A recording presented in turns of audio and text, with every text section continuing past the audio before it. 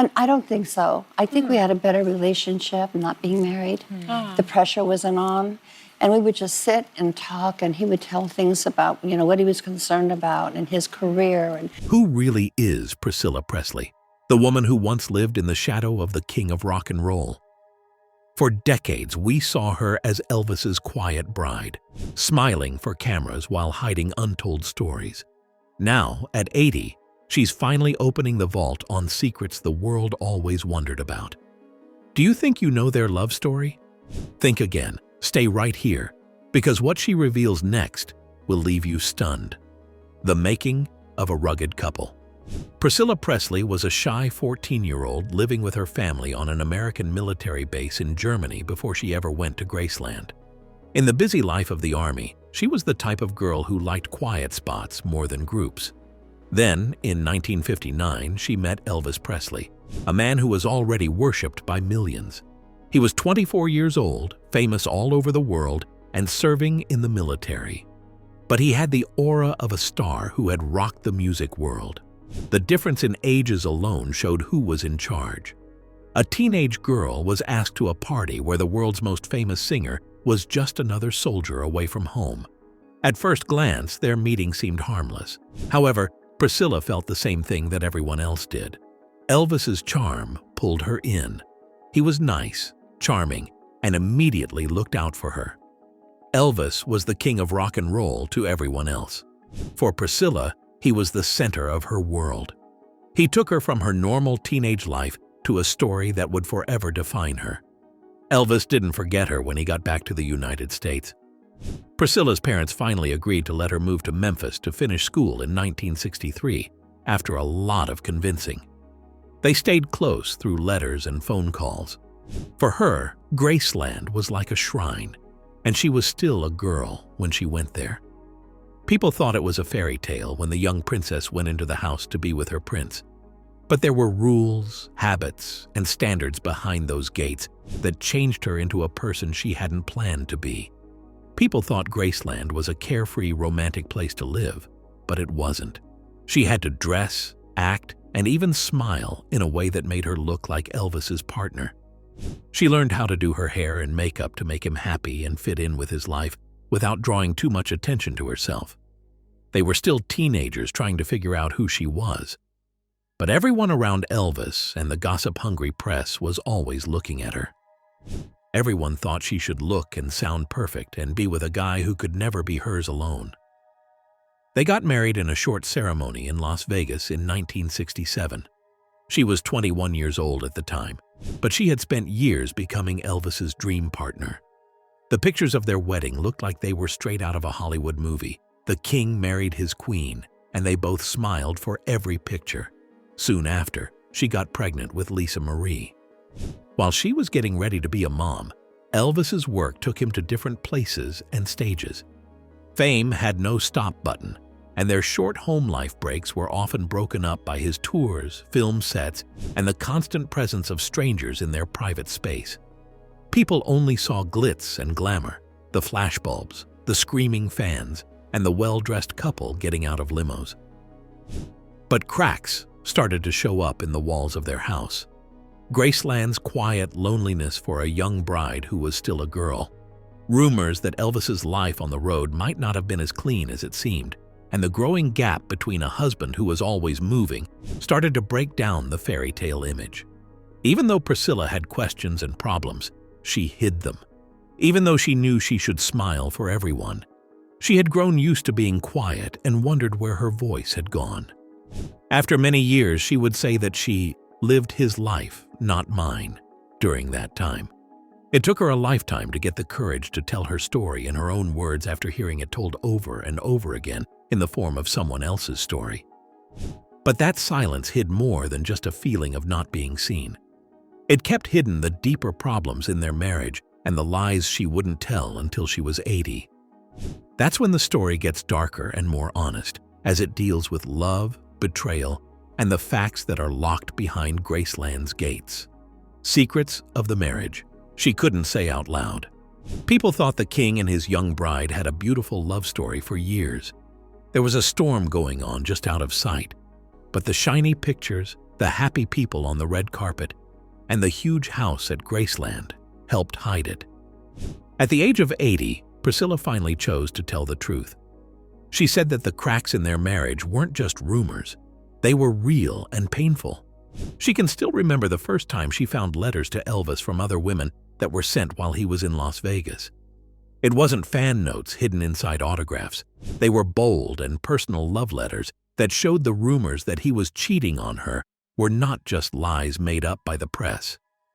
Every letter meant something different to the young wife who was left at home. It broke her heart to know that the man she loved belonged to other people just as much as he belonged to her. It hurt her feelings and left a hole in her life that she didn't know how to fill because she felt lonely in their marriage. That's when her own secret came out.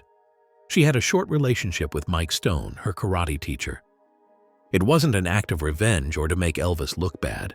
It was about being seen again after living alone as a ghost for years. In her memoir, she wrote one of the most shocking things she ever said. Elvis's response was so strong that in a fit of anger and jealousy, he supposedly thought about hiring someone to hurt Stone. There is a small fact that breaks the romantic myth about them. Millions of people looked up to the king of rock and roll, but it turned out he had dark thoughts that were hard to believe were real. Priscilla didn't tell him the story to make him forget. Being afraid and in charge formed her life behind closed doors. That's why she shared it. The stress also crept into their private times. She talks about how their last nights together were not as sweet as the first ones. What used to be light and loving turned heavy and almost automatic, something she calls forceful. This closeness made her feel like a stranger in her own marriage. Fans never thought about that detail, but it was part of the weight she carried for decades without saying anything. From an even earlier time in their life together, they learned something else. When Priscilla got pregnant with Lisa Marie, Elvis asked her in a low voice if she wanted to end the pregnancy. Instead of demanding it, he asked, as if he wasn't sure if he could handle having a child while his business was in such a mess. For Priscilla, that question showed how torn he was between being a dad and being the biggest star in the world. She locked up all of these stories for many years. Because she loved Elvis and didn't want Lisa Marie to know the truth, she did it out of respect and to avoid being in the tabloids. Fear played a role. She was afraid of being judged for having an affair and that everyone would talk about her pain. She now knows that the silence was its own load as she looks back. The memories didn't go away because she kept these secrets. They just got hidden deeper until she was strong enough to bring them to light. But these statements are just the start of what she had to carry. The bigger story behind them is how a woman who used to think of fairy tales found that she had slowly become lost in someone else's story. And that struggle, the fight to find her own voice again after being defined by Elvis for years, is where her journey next shows its darkest wounds. A life lived in his shadow. She says a lot that she was living his life, not mine, for a long time. Those words carry the weight of a young woman who thought she was in a dream at first, but slowly realized she had given up her own voice to keep Elvis's legend alive. In the beginning, she didn't think about it. He lived a bright life with lots of cameras, music, and attention. She was still very young. But as time went on, that life started to cost a lot. There was more than just a number difference in their ages. She was still trying to figure out who she wanted to be when she married Elvis at age 21. He, on the other hand, was already a big star and knew exactly what he wanted from her. At first, she tried hard to be the perfect wife, the calm person who was never in the center. But as she got bigger, so did her wants and needs. They were always in balance with each other. He stayed in the middle of the circle and she moved around his fame. By the early 1970s, it was hard to ignore the stress. Priscilla felt like her life had stopped and she had to make every choice through the lens of his world. Because she was becoming more aware, she wanted to be free. In 1973, she divorced, not because she hated her husband, but because she needed to finally find her own way. And even back then, everyone only knew her as Elvis's ex-wife. That name would stick with her for decades, no matter what she did. She started to build a new personality once she was away from Graceland. She learned how to run a business well and helped make Graceland one of the most famous tourist spots in the United States. She saved the property from going bankrupt and made it a lasting memory for Lisa Marie. She has also been in front of the camera in the TV show Dallas and the comedy movie The Naked Gun. She should have been known for these accomplishments on their own, but conversations and news stories often bring up her past. All of this time, Priscilla didn't say anything about how hard her marriage was. She was as protective of Elvis's character as if it were her own, choosing not to show the trouble that was going on behind the scenes. She took care of Lisa Marie while also keeping the Presley myth alive. This way, she kept the man she used to love from being judged by everyone. Her love for Elvis never really went away, which makes her story even more moving. She says in her autobiography that she never stopped loving Elvis. This is why she stayed true to his memory even after they broke up. This love that lasts softens the edges of what she says, telling everyone that there was a bond that survived every heartbreak beneath the scandals and fame. Priscilla gave up a lot and kept quiet for years, but it cost her. Her story was only partly her own. Her choice to speak out now, at age 80, is less about making things right and more about getting back the years she spent in someone else's shadow. But as she formed her own identity and held on to her love for Elvis, life after him brought her new problems, such as grief, loss, and fights over the legacy she had helped protect. Those problems would test her strength again and show the world a woman who had been through more than anyone else. The Graceland's price. When Elvis died at age 42 in 1977, it wasn't clear what would happen to Graceland.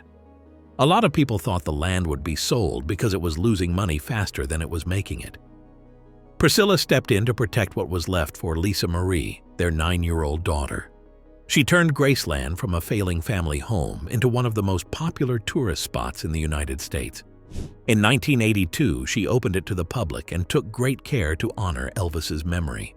Her hard work turned Elvis's failing estate into a multi-million-dollar business, making sure Lisa Marie would get her inheritance and preserving Elvis's cultural impact. But her business success couldn't protect her from the sadness that came next. It wasn't over when we lost Elvis. Benjamin Keough, Lisa Marie's only son and grandson, killed himself at age 27 in 2020, which broke the family apart again. It was painful for Priscilla to decide to take Lisa Marie off of life support after she had a sudden heart attack in January 2023. She calls it the second hardest moment of her life. They hurt so much that no amount of money or fame could heal them. There were problems with who should run the Presley estate even before Lisa Marie died. Priscilla said it broke her heart when Lisa Marie sold 85% of her share in Elvis Presley Enterprises years ago, leaving the family with only Graceland and a few other important assets. That choice, which was made because of money concerns, led to long-lasting disagreements about how to handle Elvis's legacy. Priscilla is in the middle of a new court storm now that she is 80 years old. Former business partners say she influenced the decision to turn off Lisa Marie's life support so she could get back control of the trust's assets, which she strongly denies. She says the accusations are hurtful and not true, and that all she cared about was her daughter's health. The cases have brought her back into the news, which she didn't want, and have turned her private pain into a public show. Along with all the noise, Priscilla has had to deal with rumors of a fight with her granddaughter, Riley Keough, who took over the trust after Lisa Marie's death. She says there isn't a split and wants the family to be whole, even though people outside the family are speculating about problems. Priscilla took over Graceland as a way to protect her daughter, but over the years it has become a symbol of the wars she has had to fight against losing everything, tragedy, and the weight of public opinion. She talks about cases and money, but the most personal things she says are about her love for the man whose name is on the house on the hill and the memories she still has of him. That love, which was complicated and lasted a long time, sets the stage for her last thoughts on myth, memory, and the facts she chose to tell. Setting the record straight. Myths about Elvis Presley have stuck around for decades and won't go away. One story that has been around for a long time says that Elvis never really died and that he faked his death to avoid fame. In her autobiography, Priscilla talks about this directly, stating that Elvis has died and that the rumors about him only make his life and death seem less important. The legend was based on a man who fought, suffered, and died too soon. Her words remind us of that. She also talks about her daughter Lisa Marie's marriage to Michael Jackson, which was one of the most well-known events in her life. Priscilla says she was nervous from the start because she thought Jackson was only interested in getting attention, not in love. She calls him manipulative and says she was afraid her daughter was being used in an image game when Jackson's business was having a rough patch. Sharing this view now feels like a way for her to protect Lisa Marie's memory and make clear feelings she didn't want to talk about during the marriage. Even though these are hard facts, there are still signs of kindness. Priscilla says she still wears the diamond cross necklace Elvis gave her many years ago. Some people might see it as nostalgia, but for her, it's a quiet link to the man she loved and lost. That small piece of jewelry says more about her than any headline. Even after years of being apart, getting divorced, and being hurt, a part of her heart stayed with him. Priscilla says that turning 80 changed the way she thought about her own life. She realized that many of her closest friends and family had died, including Elvis and Lisa Marie. She also knew that rumors and half-truths would die with her if she didn't speak out. Her grandkids should hear her story from her own mouth, not from old gossip or tabloid stories. She also wanted to give Elvis fans a better picture of the real Elvis and the life they shared, free of rumors and dreams. Many people have been shocked, moved, and even relieved by her book. Fans who have followed her for a long time say they finally understand the woman behind the legend. At 80, Priscilla's truth finally sets her free and reshapes Elvis's legacy. If you were moved by her story, like, share, and subscribe, and click the next video now popping up on your screen.